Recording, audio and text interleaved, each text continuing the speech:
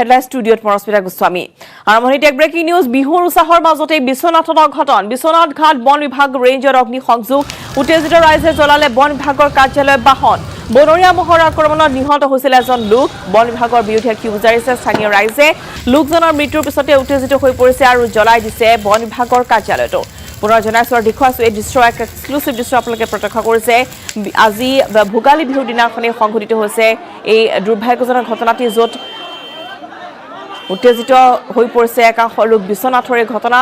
য'ত বন বিভাগৰ ৰেঞ্জৰ অগ্নি সংযোগ কৰিছে উত্তেজিত ৰাইজে বন বিভাগৰ কাৰ্যালয় আৰু বাহনত অগ্নি সংযোগ উত্তেজিত জনতাৰ বনৰীয়া মহৰ আক্ৰমণত এগৰাকী ব্যক্তি নিহত হোৱাৰ পিছতে স্থানীয় ৰাইজ উত্তেজিত হৈ পৰিছে আৰু বন বিভাগৰ বিৰুদ্ধে কি উজাৰি বন বিভাগৰ কাৰ্যালয় এনেদৰে জ্বলাই দিছে লগতে বাহনো ক্ষতিগ্ৰস্ত কৰিছে উত্তেজিত জনতা এখন বাহন এনেদৰে দপদপকৈ জ্বলি উঠিছে বন বিভাগৰ কাৰ্যালয়ৰ সন্মুখতে আনহাতে বিহু উৎসৱৰ মাজতে বনৰীয়া মহৰ আক্ৰমণত এগৰাকী ব্যক্তি নিহত হৈছে আৰু সেই ব্যক্তিগৰাকী নিহত হোৱাৰ পিছতে স্থানীয় ৰাইজ উত্তেজিত হৈ পৰি এনেদৰে বন বিভাগৰ কাৰ্যালয়ত অগ্নি সংযোগ কৰিছে লগতে বাহনখন এনেদৰে জ্বলাই দিছে বন বিভাগৰ গাফিলতিৰ বাবেই বনৰীয়া মহৰ আক্ৰমণত এগৰাকী ব্যক্তি নিহত হোৱা বুলি তেওঁলোকে অভিযোগ আনি এই প্ৰতিবাদ তেওঁলোকে সাব্যস্ত কৰিছে আৰু বন বিভাগৰ বিৰুদ্ধে এনেদৰে কিউ স্থানীয় ৰাইজৰ দেখুৱাইছো কেনেদৰে বাহনখন এনেদৰে দপদপকৈ জ্বলি উঠিছে ভোগালী বিহুৰ আনন্দ উল্লাস চৌদিশে তাৰ মাজতে বিশ্বনাথত এই কৰুণ ঘটনা সংঘটিত হৈছে বিশ্বনাথত বনৰীয়া মহৰ আক্ৰমণত এগৰাকী ব্যক্তি নিহত হোৱাৰ পিছতে স্থানীয় ৰাইজ উত্তেজিত হৈ পৰিছে বন বিভাগৰ কাৰ্যালয় জ্বলাই দিছে লগতে অগ্নি সংযোগ কৰিছে এখন বাহনতো আগতে সনবত তুষাৰ হাজৰিকাৰ ৰিপৰ্ট হয় পুৱাই এটা বনৰীয়া মহে বিশ্বনাথ ঘাটৰ মটক গাঁৱৰ জয়ন্ত দাস নামৰ এজন লোকক আক্ৰমণ কৰিছিল আৰু সেই লোকজনৰ চিকিৎসালয়ত মৃত্যু হৈছিল আৰু ইয়াৰ পিছতে এতিয়া দেখিবলৈ পোৱা গৈছে যে বিশ্বনাথ ঘাটত এক উত্তপ্ত পৰিৱেশ ইয়াৰ দৃশ্য আমি দেখুৱাইছোঁ এইটো এটা বন বিভাগৰ এই কাৰ্যালয় ইয়াত জ্বলাই দিছে স্থানীয় ৰাইজে ইয়াত ক্ষোভিত হৈ আছে আৰু ইয়াৰ কাষতে আমি দেখুৱাবলৈ যত্ন কৰিম এখন বলেৰ' বাহন বন বিভাগৰ চৰকাৰী বলেৰ' বাহন আৰু বলেৰ' বাহনখন দেখিবলৈ পোৱা গৈছে স্থানীয় ৰাইজ ইয়াত উত্তেজিত হৈ পৰিছে আৰু বলেৰ' বাহনখন ইতিমধ্যে ইয়াত জ্বলাই দিছে আৰু বন বিভাগৰ কাৰ্যালয়ৰ যিসকল কৰ্মচাৰী আছে ইতিমধ্যে কাৰ্যালয় ত্যাগ কৰি তেওঁলোক ইয়াৰ পৰা আঁতৰি গৈছে আৰু ইয়াত দেখিবলৈ পোৱা গৈছে এক উত্তপ্ত পৰিৱেশ আমি দেখুৱাবলৈ যত্ন কৰিম ইয়াত আৰক্ষী আহিছে আমি আগলৈ যাবলৈ চেষ্টা কৰিম ইয়াত আৰক্ষী আহিছে আৰক্ষীয়ে নিয়ন্ত্ৰণৰ চেষ্টা চলাইছে কিন্তু দেখিবলৈ পোৱা গৈছে এতিয়ালৈকে কিন্তু এই পৰিস্থিতি ইয়াত নিয়ন্ত্ৰণ হোৱা নাই আৰু তাত এনেদৰে বন বিভাগৰ যি বিশ্বনাথ ঘাট ৰেঞ্জ আছে বিশ্বনাথ ঘাট ৰেঞ্জত ইতিমধ্যে অগ্নি সংযোগ কৰিছে ইয়াত বন বিভাগৰ কৰ্মচাৰী এটা আচলতে কলাই পতন দি চাওঁ এই আমি দৃশ্য দেখুৱাই আছোঁ এয়া এনেদৰে দেখিবলৈ পোৱা গৈছে এনেদৰে এয়া বন বিভাগৰ কাৰ্যালয়ত অগ্নি সংযোগ আমি পোনপটীয়াকৈ দেখুৱাইছোঁ মই আপোনাৰ কাষলৈ আহিছোঁ কি কাৰণে এই পৰিস্থিতি আজি পৰিস্থিতি উত্তপ্ত এই যে পুৱা 5টা বজাত গুণামতো কাজিৰঙাৰ পৰা পাৰ হৈছিলে তাৰ ফলত পাব্লিকে আমি জনোৱাৰ ফলত তেখেতে কোনো পদক্ষেপ নলয় গাঁৱৰ মাজদি গৈ আমাৰ মটক গাঁৱত গৈ এজন ব্যক্তিক শিঙেৰে মাৰি স্পট ডেথ কৰিছে গতিকে ডাইৰেক্টৰ প্ৰধানমন্ত্ৰী আহিব লাগিব আমি তাৰ প্ৰত্যুত্তৰ আজি দিব লাগিব আৰু বিশ্বনাথৰ সুৰক্ষা লাগিব এই আমাৰ দাবী হয় নিশ্চিতভাৱে এয়া এটা মহৰ আক্ৰমণক কেন্দ্ৰ কৰি এয়া উদ্ভৱ হোৱা এক পৰিৱেশ ইয়াৰ পৰিস্থিতি নিয়ন্ত্ৰণ কৰিবলৈ এয়া চেষ্টা চলাই থকা হৈছে মই আপোনাক ইয়াত চেষ্টা চলাই থকা হৈছে আমি দেখুৱাই আছোঁ এই দৃশ্য মই আপোনাৰ কাষলৈ আহিছোঁ কি ক'ব কি কাৰণে পৰিস্থিতি আজি খুব দুখৰ বিষয় আজি আমাৰ ৱাইল্ড লাইফ ডিভিজনটো আজি আমাৰ বিশ্বনাথ ঘাটত যিটো বনাঞ্চল কাৰ্যালয় আছিলে বনৰীয়া মহ আহি পেলাই আজি জয়ন্ত দাসক খুচি মৃত্যু কৰিলে 11টা বজাত ৰাতিপুৱা মহটো যেতিয়া 5টা বজাত ওলাই আহিছিলে তেওঁলোকক বাৰে বাৰে অৱগত কৰাৰ স্বত্বত তেওঁলোকে কোনো মহটোক খেদি দিয়াৰ ব্যৱস্থা নকৰিলে তেওঁলোকে বনৰীয়া মহটোৰ ওচৰলৈ নগ'লে গতিকে এই মৃত্যুৰ পৰিয়াললৈ এককালীন 50 লাখ টকা আৰু তেওঁক এটা সংস্থাপন দিব লাগিব নহ'লে আমাৰ ৰাইজ উত্তপ্ত হৈ পৰিছে আৰু বিশ্বনাথবাসী ৰাইজে এইটো কেতিয়াও আমি সহজে মানি নলওঁ ইয়াৰ পাছত আৰু তীব্ৰতৰ আন্দোলন আমি গঢ়ি তুলিম হয় নিশ্চিতভাৱে এয়া দৃশ্য আমি লগতে দেখুৱাই আছোঁ ইয়াত এনেদৰে এয়া আৰক্ষীয়ে পৰিস্থিতি নিয়ন্ত্ৰণ কৰাৰ কাৰণে চেষ্টা কৰি আছে আৰু ইতিমধ্যে বন বিভাগৰ কাৰ্যালয়ত ইয়াত অগ্নি সংযোগ কৰা হৈছে আৰু এখন বলেৰ' বাহন ইতিমধ্যে অগ্নি সংযোগ কৰা হৈছে বন বিভাগে সেইখন বলেৰ' বাহন ব্যৱহাৰ কৰে আৰু চৰকাৰী বাহনত ইতিমধ্যে অগ্নি সংযোগ কৰা হৈছে আৰু পৰিস্থিতি কিন্তু এতিয়াও শাম কটা নাই আৰু এইখিনি মুহূৰ্তত আহি পৰিছে এক বিগ ব্ৰেকিং নিউজ পৰেশ বৰুৱাক আলোচনালৈ অনাৰ চেষ্টা আলোচনাৰ বাবে এজন সাংসদে লৈছে উদ্যোগ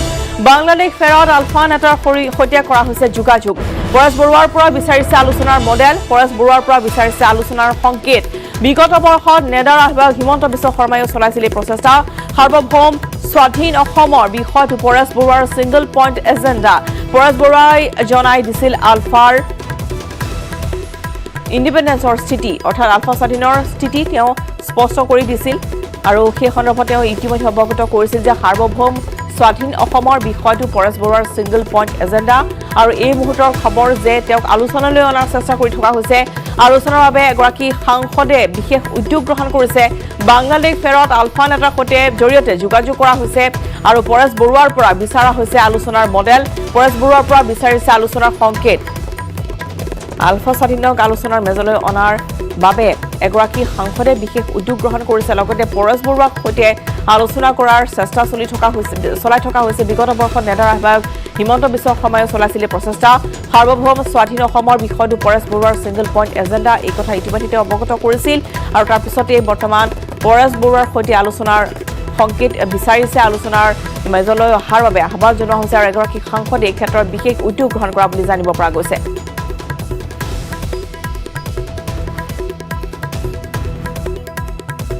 বাংলাদেশৰ পৰা অহা আলফা স্বাধীনৰ নেতাৰ সৈতে এই সন্দৰ্ভত আলোচনা কৰা হৈছে আৰু পৰেশ বৰুৱাক আলোচনাৰ মেজলৈ অনাৰ বা আলোচনাৰ ইংগিত দিয়া গৈছে চৰকাৰৰ তৰফৰ পৰা আৰু এগৰাকী সাংসদে এই স্থিতি ইতিমধ্যে গ্ৰহণ কৰিছে অৰ্থাৎ তেওঁ উদ্যোগ গ্ৰহণ কৰিছে বিগত বৰ্ষত নেডাৰ আহ্বায়ক হিমন্ত বিশ্ব শৰ্মাই এই সন্দৰ্ভত তেওঁ আগভাগ লৈছিল পৰেশ বৰুৱাক আলোচনালৈ অনাৰ চেষ্টা কৰি থকা হৈছে বুলি জানিব পৰা গৈছে এগৰাকী সাংসদে লৈছে উদ্যোগ আলোচনাৰ বাবে বাংলাদেশ ফেৰত আলফা নেতাৰ জৰিয়তে যোগাযোগ কৰা হৈছে পৰেশ বৰুৱাৰ সৈতে আলোচনাৰ সংকেত বিচৰা হৈছে পৰেশ বৰুৱাৰ পৰা বিচৰা হৈছে আলোচনাৰ মডেল অৰ্থাৎ কি চৰ্ত সাপেক্ষে তেওঁলোক আলোচনালৈ আহিব সেই সন্দৰ্ভত জনাৰ চেষ্টা কৰা হৈছে বাংলাদেশ ফেৰত এগৰাকী আলফা স্বাধীনৰ নেতাৰ সৈতে আৰু বৰ্তমান আমি জনাইছো যে এগৰাকী সাংসদে এই ক্ষেত্ৰত আগভাগ বা উদ্যোগ গ্ৰহণ কৰিছে বাতৰিৰ মাজলৈ আজি হেঁপাহৰ ভোগালী বিহু পুৱাই মেজি জ্বলাই অগ্নি দেৱতাৰ ওচৰত আশীষ ল'লে ৰাজ্যবাসীয়ে সমাজৰ পৰা অসূয়া শান্তি নাশ কৰি অসমৰ সাতাম পুৰুষীয়া সম্প্ৰীতিৰ বান্ধোন সুদৃঢ় কৰাৰ সংকল্পৰে ৰাইজে উলহ মালহেৰে উদযাপন কৰিছে ভোগৰ উৎসৱ ভোগালী বিহুটি পুৱাই মেজি জ্বলাই ভেলাঘৰত জুই দিয়ে অগ্নি দেৱতাক সেৱা জনাই নিজৰ পৰিয়ালটোৰ লগতে সকলোৰে মংগল কামনা কৰিছে ৰাজ্যবাসীয়ে মেজি জ্বলোৱাৰ পিছতে জ্যেষ্ঠজনক সেৱা জনাই আশীষ ল'লে প্ৰতিগৰাকী কনিষ্ঠই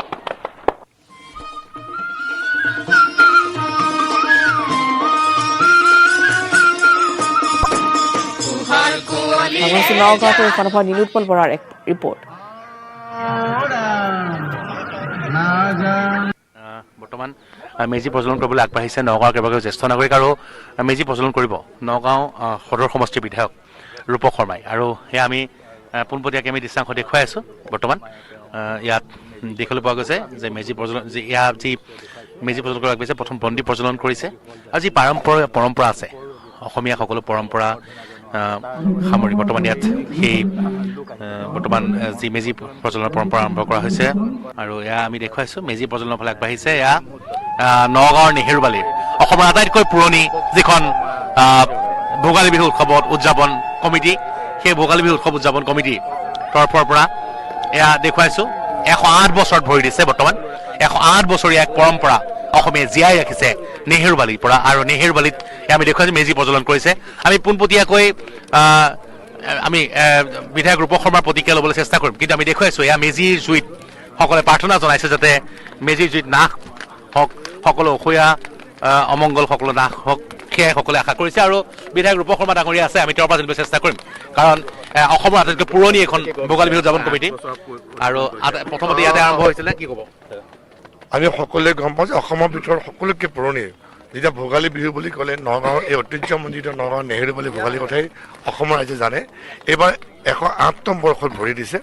আৰু এইবাৰ যিধৰণে আজি ইয়াত মেজি প্ৰজ্বলন কৰা হ'ল ইয়াৰ পিছত আমাৰ যি 5 দিনীয়া কাৰ্যসূচীৰে এই বিহুখন চলিব আমি আশা কৰিছোঁ যে এই মেজিৰ জুয়ে আমাৰ যি অপায় অমংগল দূৰ হওক। যোৱা বছৰটো আমাৰ কাৰণে খুব এক দুখ লগা বিষয় বছৰ আছিলে। আগন্তুক বছৰটো যাতে সকলোৰে কাৰণে ভাল হওক, অসমবাসীৰ লগতে সকলোৱে যাতে ভাল হওক তাকে আশা কৰিছোঁ। এতিয়া ভোগালী বুলি যেতিয়া কোৱা হয় তেতিয়া অসমৰ ভিতৰত নগাঁও নেহেৰুবালিৰ কথা সকলোৱে গম পায়।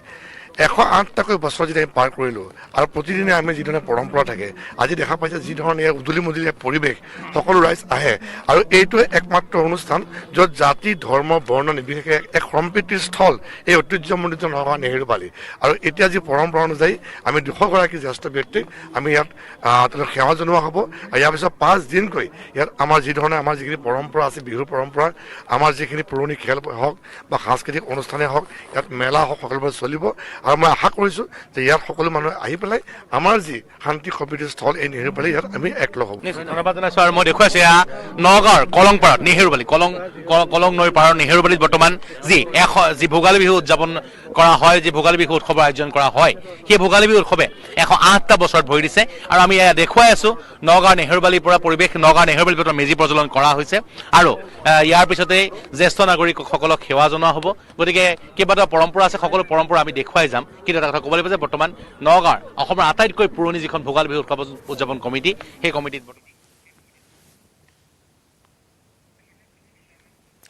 আৰু সেয়া আছিলে নগাঁৱৰ পৰিৱেশ। এনেদৰে ৰাজ্যৰ ভিন্ন প্ৰান্তত ভোগালীৰ আয়োজন চলিছে পূৰ্ণোদ্যমে। আমি এই মুহূৰ্তত আগবঢ়াইছোঁ গুৱাহাটী মহানগৰৰ পৰা হীৰকজ্যোতি মালাকাৰৰ আন এক প্ৰতিবেদন। নিউজ 18 অসম নৰ্থ ইষ্টৰ জৰিয়তে সকলো ৰাজ্যবাসীক ভোগালী বিহু শুভেচ্ছা জ্ঞাপন কৰিছোঁ। আজি যিহেতু ভোগৰ উৎসৱ ভোগালী বিহু আৰু ভোগালী বিহুত যিহেতু ৰাজ্যৰ বিভিন্ন প্ৰান্তৰ পৰিৱেশ দেখাই আছোঁ আৰু গংকিত গুৱাহাটী মহানগৰীটো ব্যতিক্ৰম নহয়। সকলোৱে ভোগৰ উৎসৱ ভোগালী বিহু উদযাপন কৰিবৰ বাবে ওলাই আহিছে। মই বৰ্তমান উপস্থিত আছোঁ নুনমাটিৰ গোপালনগৰ। গোপালনগৰ প্ৰত্যেকবাৰৰ দৰে এইবাৰ তেওঁলোকে ভোগালী বিহু উদযাপন কৰিছে আৰু এই মুহূৰ্তত দেখিছে তেওঁলোকে সকলোৱে যিহেতু নৃত্য গীতৰ মাজেৰে তেওঁলোকে এই ভোগৰ উৎসৱ ভোগালী বিহুটি আয়োজন কৰাৰ বাবে লাগিছে। আৰু এই মুহূৰ্তত আন এক দৃশ্য দেখাবলৈ চেষ্টা কৰিম, যিহেতু মেজি দিবলৈ বাবে ইতিমধ্যে তেওঁলোকে সম্পূৰ্ণ প্ৰস্তুতি চলাইছে। আৰু বিশিষ্ট যতীন্দ্ৰনাথ গোস্বামী ডাঙৰীয়া আছে, তেওঁৰ পৰা কথা পাতিম। ছাৰ, বিহু শুভেচ্ছা জ্ঞাপন কৰিছোঁ প্ৰথমতে। হয়, এনেদৰে দেখিছে আপোনালোকে মেজিত জুই জ্বলোৱা দেখিবলৈ পোৱা গৈছে। আৰু মই ক'ব বিচাৰিম যে ছাৰ, বিহু শুভেচ্ছা জ্ঞাপন কৰিছোঁ। ওম অগ্নি প্ৰজ্বলিতং মন্দিৰে চাতুৰ্বৰ্ণ হুতাসনং সুভদ্ৰ মমলং জ্যোতি ৰূপায়তে নমো নমঃ। আজি এই শুভ্ৰ সংক্ৰান্তিৰ দিনা, মকৰ সংক্ৰান্তিৰ দিনা আজি সূৰ্য উত্তৰায়ণ হৈছে। এই তিথিৰ শুভকামনা কৰি সমূহ বিশ্ববাসীৰ কল্যাণৰ কাৰণে আজি আমি ইয়াত অগ্নি প্ৰজ্বলন কৰিছোঁ।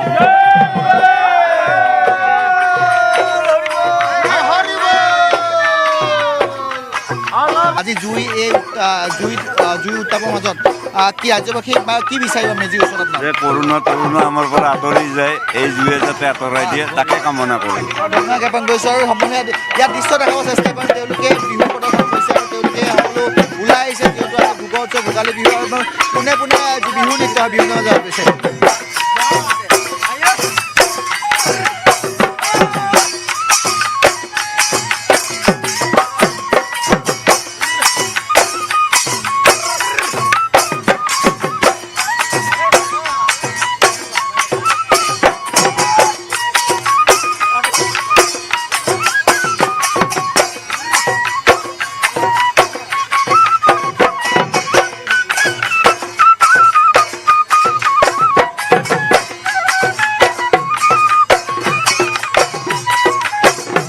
দেখিবলৈ পোৱা গৈছে জুই উৎসৱত সকলো অখোৱা মংগল নাশ হওক তাৰে কামনা কৰিছে। আৰু সকলো যিহেতু মই আপোনাৰ ওচৰলৈ আহিব বিচাৰিম, ভোগালী বিহু শুভেচ্ছা জ্ঞাপন কৰিছোঁ। আৰু এই মুহূৰ্তত কি ক'ব বিচাৰিব, যিহেতু আপোনালোকে প্ৰত্যেকবাৰে এই বিহু আৰু অঞ্চলটোবাসীয়ে উদযাপন কৰে, কি মেছেজ দিব বিচাৰিব? প্ৰথমতে আমি ভোগালী বিহুৰ ৰাইজক শুভেচ্ছা জনাইছোঁ। 10-15 বছৰে আমি এই মেজিটো জ্বলাই আহিছোঁ আৰু ৰাইজৰ এটা সম্প্ৰীতি আমি জীয়াই ৰাখিছোঁ। আৰু সমূহ ৰাইজক আমি এই মেজিটো এটাই দেখুৱাব বিচাৰিছোঁ যে কেনেকৈ আৰু সিহঁতে আমাৰ আগবাঢ়ি লৈ যাব এই মেজিটো। ধন্যবাদ জ্ঞাপন কৰিছোঁ। এনেদৰে গোপালনগৰবাসী যি আছে সেই গোপালনগৰবাসীয়ে এনেদৰে ভোগালী বিহু উদযাপন কৰিছে আৰু তেওঁলোকে ভোগালী বিহু প্ৰত্যেকবাৰে এনেদৰে উদযাপন কৰে। আৰু মই ক'ব বিচাৰিম যে ৰাজ্যৰ বিভিন্ন প্ৰান্তত আজি ভোগালী উৎসাহ উদ্দীপনা দেখিবলৈ পোৱা হয়। যিহেতু কৰোণাময় পৰিৱেশৰ বাবে যিহেতু ৰঙালী বিহু উদযাপন কৰা নাছিল, কিন্তু ভোগালী বিহু তেওঁলোকে উলহ মালহেৰে আজি আয়োজন কৰিছে। আৰু ভোগালী বিহু উপলক্ষে অসমবাসীৰ লগতে গোলাঘাটৰ খুমটাৰ চিনাতুৰি দেৱাল বাৰীটো সমূহ ৰাইজে অনুষ্ঠিত কৰিলে হেঁপাহৰ ভোগালী বিহুটি আজি পুৱাই পৰম্পৰাগতভাৱে অগ্নি সেৱা কৰি ভগৱানৰ ওচৰত প্ৰাৰ্থনা কৰে সকলো যুৱক যুৱতীয়ে বিহু গাই আনন্দ কৰে বিহুৰ লগত সংগতি ৰাখি বিভিন্ন প্ৰতিযোগিতাৰ অনুষ্ঠিত কৰা হয় আপোনাৰ মহিমা বেকত কৰি যুৱক কৰা পৰিতান প্ৰভু যুৱক কৰা পৰিতান আজি বছৰেকীয়া বিহু কৰিছে ভাৱ সিদ্ধি কৰক অপৰাধ কওক আৰু মানে ইয়াতে অগ্নি দেৱতা সকলোখিনি ৰক্ষা কৰি আৰু আগলৈকে আৰু ফলে অসম জাতীয় পৰিষদৰ সভাপতি লুৰিণজ্যোতি গগৈৰ ভোগালী বিহু উপলক্ষে সকলোলৈ শুভেচ্ছা জ্ঞাপন ভোগালী বিহুৰ মেজিৰ তলত সকলোকে একত্ৰিত হোৱাৰ আহ্বান লুৰিণজ্যোতি গগৈ কৰিছোঁ আৰু সমগ্ৰ অসমবাসী ৰাইজৰ ওচৰত আমি অসম জাতীয় পৰিষদৰ তৰফৰ পৰা সেৱা জনাইছোঁ ভোগালীৰ বতৰত অসমৰ সমাজ জীৱনলৈ যাতে সুখ শান্তি সমৃদ্ধি যাতে কঢ়িয়াই আনিব পাৰোঁ বা আগন্তুক দিনত যাতে এটা অত্যন্ত সমন্বয় আৰু সৰ্বাংগ সুন্দৰ পৰিৱেশ যাতে অসমৰ সমাজ জীৱনলৈ আহে তাকে আমি আশা কৰিছোঁ আৰু মই ভাবোঁ যে ভোগালীৰ মেজিৰ তলত অসমৰ জাতীয় জীৱনৰ কাৰণে এয়াই হ'ব সংকল্প আমি এটা স্বাভিমানী জাতি প্ৰতিষ্ঠা কৰিম আমি আমাৰ নিজৰ অধিকাৰ সুৰক্ষিত কৰিম আমাৰ ভাষা কৃষ্টি সংস্কৃতি সুৰক্ষিত কৰি সমাজখনক শক্তিশালী ৰূপত আগবঢ়াই লৈ যাম ফলে ইম্ফলত 15 কিলোগ্ৰাম সোণ জব্দ কৰা হৈছে দুটাকৈ পৃথক অভিযানত ডিআৰআইয়ে জব্দ কৰিছে সোণখিনি জব্দ কৰা হৈছে 90খনকৈ সোণৰ বিস্কুট দুগৰাকীকৈ যুৱকে মটৰ চাইকেলেৰে আনিছিল সোণখিনি বাইকৰ সিটৰ তলত লুকুৱাই আনিছিল এইখিনি সোণ ৰবা জনাও যে ইম্ফলত 15 কিলোগ্ৰাম সোণ জব্দ কৰা হৈছে দুটা পৃথক অভিযানত ডিআৰআইয়ে জব্দ কৰিছে সোণখিনি 90খনকৈ সোণৰ বিস্কুট জব্দ কৰা হৈছে দুইগৰাকীকৈ যুৱকে মটৰ চাইকেলেৰে আনিছিল সোণখিনি বাইকৰ সিটৰ তলত লুকুৱাই আনিছিল সোণখিনি আৰু এনেদৰে জব্দ কৰা হৈছে বৃহৎ পৰিমাণৰ সোণ 15 কিলোগ্ৰাম সোণ ইম্ফলত জব্দ কৰা হৈছে দুটাকৈ পৃথক পৃথক অভিযানত ডিআৰআইয়ে জব্দ কৰিছে এই বৃহৎ পৰিমাণৰ সোণখিনি